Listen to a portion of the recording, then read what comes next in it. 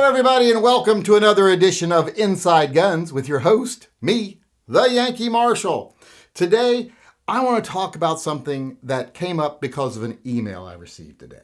I received an email from one of the national gun organizations, of which I am a lifetime member. I'm a lifetime member of several of them.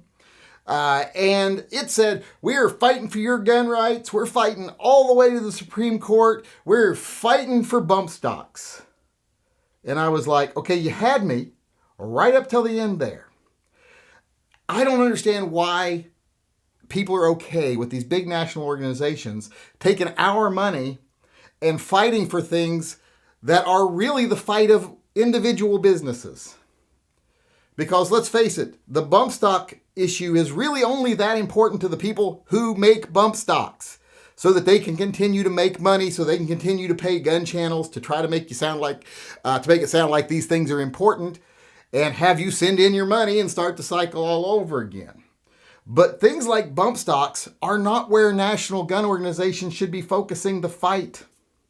Things like this are fights the companies should be fighting, because they're the only ones that stand to gain from this.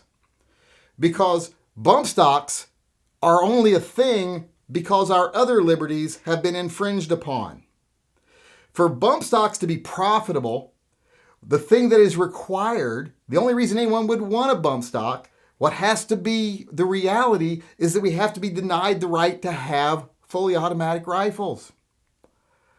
So to be able to sell that little niche product that circumvents a law requires that the law stay there for the product to be profitable. And this isn't something that big gun organizations should be fighting. This is something that the little companies that make bump stocks, and they're not that little of a company, but the companies that make bump stocks, just like the arm braces, the company that makes the arm braces, they should be filing the lawsuits. They should be paying the fees. It's not that expensive. So I always wonder, where's all of our money going and why are they fighting these fights? Believe me, I've raised a lot of money for national organizations. I have raised as much as $100,000 at one swath. So I have given to these groups. But every time, more and more lately, I find myself saying, where'd the money go? Because when you look and see what they're doing, they're not fighting for us. They're fighting for these businesses. Because here's the reality. Instead of fighting to make bump stocks something that can be sold and profited off of again, they should be fighting to get us back our rights to have fully automatic firearms. We should be able to buy select fire rifles. That's where our money should be going. That's the fight we should be fighting. They should be filing lawsuits over that. Lawsuits that would benefit all of us, not lawsuits that only benefit the companies that sell these niche products. Like I said, they require the laws that deny us our rights to stay in place for them to even matter. Are you going to tell me that if you could put a stock on a pistol, you would care about a pistol brace and arm brace, those awkward things? You wouldn't. No one buy them. So they have to keep the laws in place that make the pistol braces profitable. Same thing with bump stocks. If you could buy a select fire rifle, why would you want a bump stock to tear up your semi-automatic rifle? If you could buy a fully automatic rifle for $50 more, why would you bother? Even if it costs more, it shouldn't even cost more. The piece to make it fully automatic is like $5 maybe. So they're fighting the wrong fights. This is what happens when big gun organizations get a lot of money and then they start following profit instead of following their conscience. They're following the cash instead of following their conscience. And this is where we get to where these big organizations are taking all of our money and fighting for these private businesses. It's like government all over again. Once government gets to a certain size, all it fights for is big business. And that's what these big national gun groups are doing. Now, believe me, I'm not completely negative on gun groups and not even big national ones. If they're doing good, I will stand with them and praise them and tell everybody else, give them every dime you can spare. They're doing good with it. But when they're fighting these fights, like I said, that are only really beneficial to these niche companies, that's not something I'll tell you to do. I'll call them out when they do things that are bad. Because I don't have any ties to these groups. I don't take money from these groups. I don't do discount codes with these manufacturers. So I can call them out. And it's sad to see our money, like I said, being going to these companies and then being distilled out to fight for private businesses. They should be fighting to take away the laws that make those private businesses profitable. But they can't do that, because if they took away the restrictions on select fire, if they took away the restrictions on pistol pistol stocks, then these companies would no longer make money. They would cease to exist, because no one would want these products if we had our rights. So they end up putting themselves in a situation where they're beholden to groups that require our rights to be infringed for them to profit. And this is wrong. We need to start holding these companies accountable. When they make $12 million, what are they doing with it? It's like that group Nagger, where they said, we're on par to make $12 million this year. And when they were asked, okay, what are you doing with that money? They're like, oh, well, we filed a brief. I'm like, okay, that's $80. You've got lawyers that are part of the group, so that's $80. And they're like, oh, well, we gave $70,000 to Kyle Rittenhouse. Okay, out of $12 million. Where did the rest of it go? I can tell you where it went. It went into people's pockets. It went into accounts that pay for their mortgages and their cars because they got the company name on them. That's one of the worst of the worst. Nagger, I won't support them at all.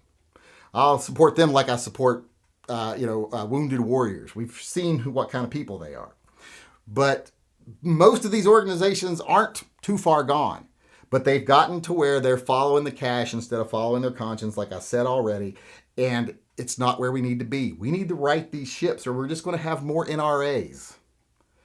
That's what's happening. Every group that's out there now has seen the cash boom over the last couple of years. I've had conversations with other way bigger gun channels than me where on the phone where they're all riled up and they're like, we need to get into the activist business. We need to get into the lobbying business. We need to start our own defense league because that's where the cash is. Come on, you need to get in on it. I'm like, no, I don't. I don't need to get in on it because this isn't what I want to be. I don't want to be a lobbyist because lobbyists serve special interests. I don't want to serve special interests. I want to serve the people of this country. Even the people that don't know they need their rights. Those are the ones I want to make sure have them, along with everybody else that knows they need them. So it's just getting irritating, and I think people need to start holding these groups accountable. We need to start saying, not a dime more until we see what you're spending the money on. Not a dime more until you're actually trying to walk back bad laws instead of helping individual companies profit off those bad laws. Why aren't they in front of the Supreme Court arguing against the ATF or the NFA or the 68 Gun Control Act? Why aren't they? Why didn't the NRA do it for years? Well, there's one reason: money. There's too much money being made off the fight and too much money being made off of getting around things than there is to be made fighting for your actual rights. There's not real money in activism. There's money in lobbying, serving the companies, playing the game, wearing their suits and rubbing palms with politicians. That's where the money's at. And unfortunately, that's the way these big national gun groups have really gone in the last several years. A lot of them were kept honest because the NRA existed and they were the opposite of the NRA. Then the NRA disappeared and a lot of them stepped right in and took the place. We need, like I said, to put a stop to that. We need to start telling these companies, these organizations, I should say, don't fight for this business's right to profit off of an infringement. Destroy the infringement. Go after the infringement. Stop being beholden to the money. Start being beholden to the people that you're telling, oh, these are all real important fights so that you can get our money and then serve the businesses. Like I said, it's just like big government. So we need to stop it. We need to right the ship quickly, or like I said, all we're going to end up with is a couple more NRAs. All right, everybody, I really rambled on that, so I am out of time. But I wanted to tell people a couple of things before I go. One, I wanted to remind everyone that we are giving away a Glock every Friday. If you want to be registered for this Friday's giveaway, then you have to go over and donate to Fur Friends Animal Rescue over on my website, tympistolproject.com. There's a link in the upper corner. Go over, donate $10 or more to this charity. And for every $10 you donate, I'm going to enter you in a drawing on my channel for one of the Glocks. And we're going to give one away every Friday. If you want to be registered for the one this Friday, go over and donate $10 or more before Thursday night, midnight, and then show up at the live chat on Friday to see if you won.